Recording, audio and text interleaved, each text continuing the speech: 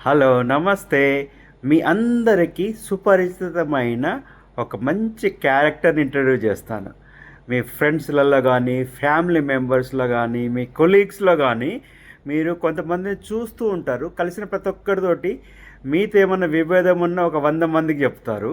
లేదంటే ఒక ప్రాబ్లమ్ ఉన్నా కలిసిన ప్రతి ఒక్కడికి చెప్తారు. కానీ ఇక్కడ మీరు గుర్తించాల్సిందేంటంటే, వాళ్ళకి సొల్యూషన్ కాదు, పరిష్కారం చూడట్లేదు. కేవలం సానుభూతి మాత్రమే చూస్తున్నారు.